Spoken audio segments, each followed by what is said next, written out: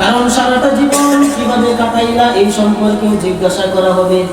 এক হাদিসের মধ্যে নবীজি বলেন, 5টা প্রশ্নের জবাব যে পর্যন্ত মানুষ না দিবে সেই পর্যন্ত হাসরের মাঠে মানুষ পা উঠাইতে পারবে না।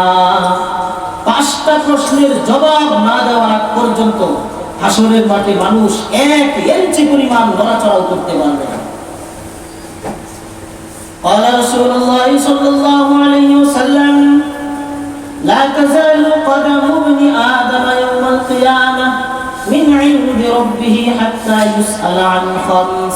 আল্লাহর হাবিব বলেন, যতক্ষণ পর্যন্ত আদম সন্তান কিয়ামতের দিন 5টা প্রশ্নের জবাব না দিবে সেই পর্যন্ত আদম সন্তান পা উঠাইতে পারবে না, নিজের জায়গা থেকে নড়তে পারবে না।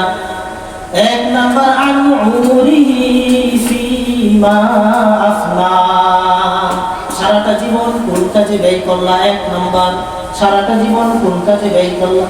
2 নাম্বার, ওয়ান শাবাবিহি ফিমা আবলা, বিশেষ করে যৌবনকাল কোন কাজে ব্যয় করলা। যৌবন দিয়েছি, যৌবনে কি আল্লাহর ইবাদত করলা নাকি নাফরমানি করলা।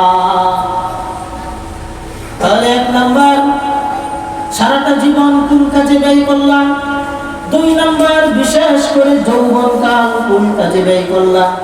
3 নাম্বার, ওয়ান মালিহি মিন আইনা ইকতাসাবাহু, মাল সম্পর্কে জিজ্ঞাসা করা হবে, মাল কোন জায়গা থেকে কামাই করলা।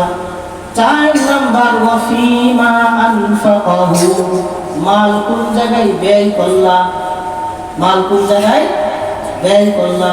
5 নাম্বার, ওয়া বিমা আমিলা ফিমা আলিমা, যতটুকু জানছিলা কতটুকু আমল করছিলা,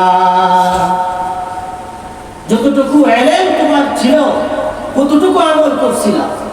এই 5টা প্রশ্নের জবাব যে পর্যন্ত আদম সন্তান না দিবে হাসরের মাঠে 1 ইঞ্চি পরিমাণ নড়াচড়াও করতে পারবে না।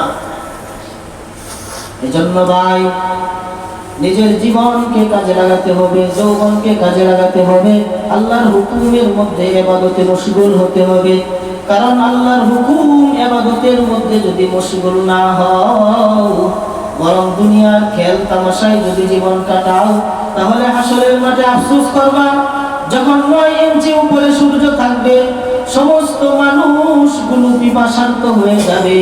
রাসূল সাল্লাল্লাহু আলাইহি ওয়াসাল্লাম হাউজে কাউসারের কাছে চলে যাবে, হাউজে কাউসারের শরবত পান করার জন্য। সমস্ত মানুষগুলো, মুসলমানগুলো সিরিয়াল ধরবে শরবত পান করার জন্য। যখন রাসূলের সামনে যাব, সেদিন যদি নবী বলে তুমি উম্মত না, কারণ তোমার চেহারার মধ্যে, তোমার শরীরের মধ্যে আমার আদর্শ নাই, যদি নবী এই কথা বলে তুমি আমার উম্মত না, সেদিন কি অবস্থা হবে।